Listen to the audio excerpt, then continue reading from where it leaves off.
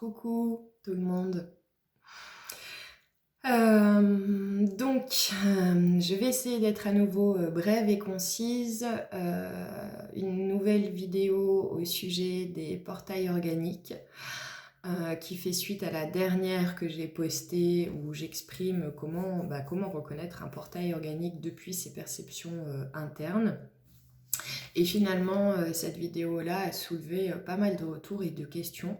Donc je prends le temps à travers ce partage aujourd'hui tout simplement de répondre à vos questions autour des portails organiques. C'est pas une vidéo agréable à faire pour moi, je la fais vraiment pour vous faire plaisir et pour vous répondre. C'est pas une vidéo facile à aborder parce que je sens forcément, j'ai envie de dire, des interférences par rapport au fait d'exprimer certains propos à venir.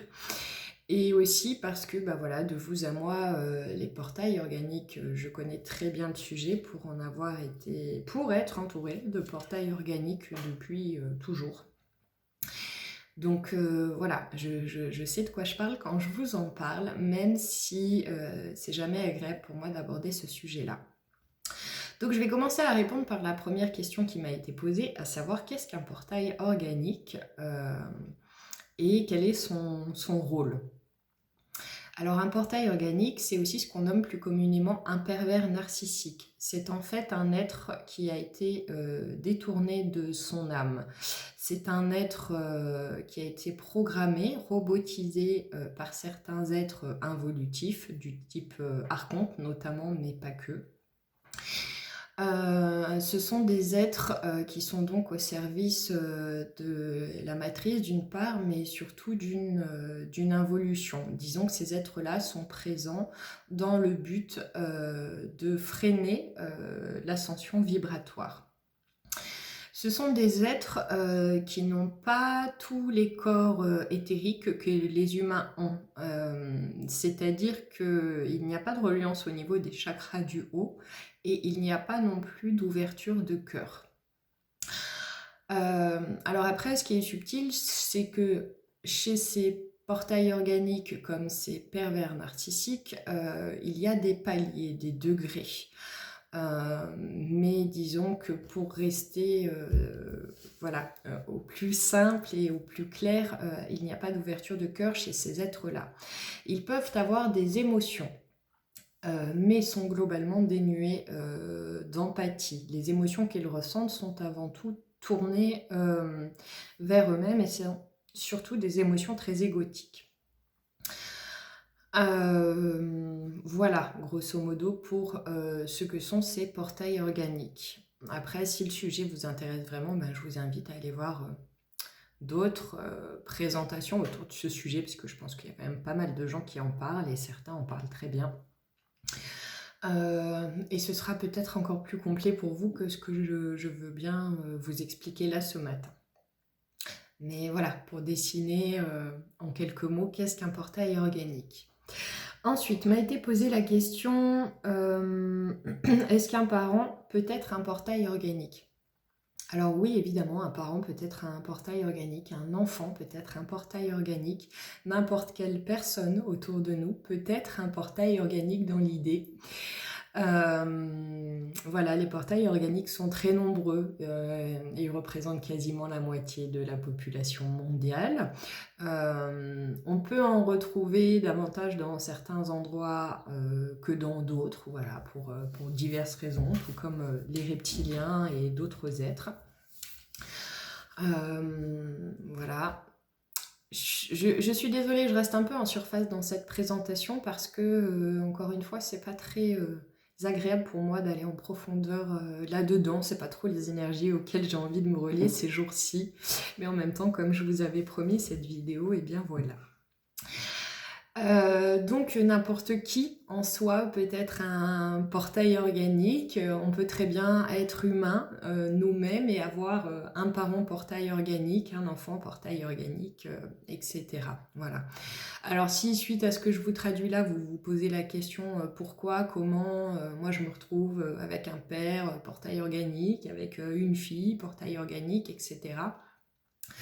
Eh bien, en fait, il y a, j'imagine, différentes raisons à cela, notamment, dans mon expérience à moi qui, encore une fois, est très souvent entourée de portails organiques.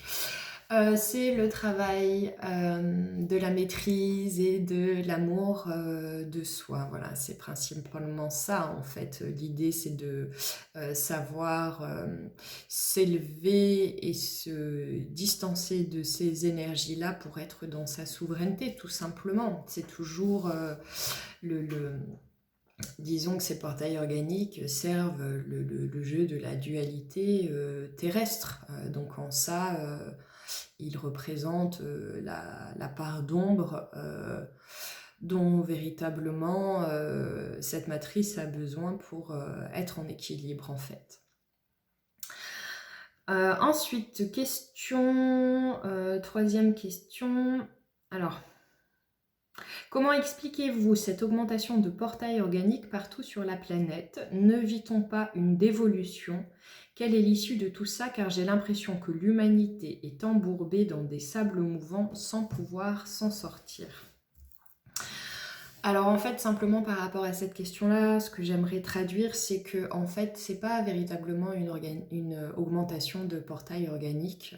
Ils sont pas vraiment plus nombreux qu'avant. C'est juste que nous, on les voit beaucoup mieux qu'avant, puisque comme le voile de l'illusion est de plus en plus ténu et que notre vision interne, notre conscience et notre cœur s'expansent, eh bien ces êtres-là et ces énergies-là, comme beaucoup d'autres énergies involutives, sont en fait beaucoup plus visibles, perceptibles par nos sens. Voilà pourquoi on a l'impression qu'il y en a beaucoup plus, mais c'est toujours dans la même vague que, en fait, on a l'impression qu'il y a toujours plus d'ombre. C'est pas qu'il y en a plus qu'avant, c'est juste que on la voit davantage parce qu'on est aussi moins en mesure de composer avec. Dernière question, serions-nous tous portails organiques? Et quelle est la différence entre ces êtres dits involutifs et les êtres conscients programmés soumis à leur programmation? Alors, ce que je réponds par rapport à cette question et donc à la personne derrière cette question, c'est que d'après moi, évidemment, et je suis loin encore une fois d'avoir la vérité absolue, mais cette question représente la différence entre l'intelligence et la conscience. C'est-à-dire que ces portails organiques sont doués parfois d'une très grande intelligence, mais non pas pour autant de conscience, puisqu'ils sont dépourvus d'âme. Et ici, dans la question, la personne parle bien de conscience programmée. Donc, dans conscience programmée, il y a conscience. En fait, c'est ça. C'est un portail organique et un être humain. C'est la différence entre l'intelligence et la conscience. Si un portail organique se pose des questions existentielles du genre « Pourquoi suis-je incarné sur Terre ?», alors c'est parce qu'il aura appris à le faire. Chez eux, l'empathie non plus n'est pas innée, mais plutôt mimée. Voilà, c'est ce que je disais tout à l'heure, c'est ça. En fait, beaucoup de choses ne sont pas innées chez ces êtres-là. Beaucoup de choses sont apprises par mimétisme. Alors on peut se dire, évidemment, hein, comme le processus d'évolution de tout humain. Sauf que, encore une fois, chez un portail organique, il n'y a pas de conscience. Ce n'est qu'une programmation. L'être humain n'est pas qu'une programmation. L'être humain a aussi une conscience et une âme. C'est comme, par rapport à cette question, c'est comme comparer, oui, un être humain et un robot. Voilà, quelle est la différence entre un être humain et un robot? L'intelligence et la conscience. Voilà. J'espère que cette vidéo aura répondu à vos questions. J'espère que le sujet des portails organiques sera peut-être un peu plus clair pour vous. N'hésitez pas si à nouveau vous avez des questions suite à ce partage-là. Et puis voilà, je vous embrasse très fort et à tout bientôt. Belle journée.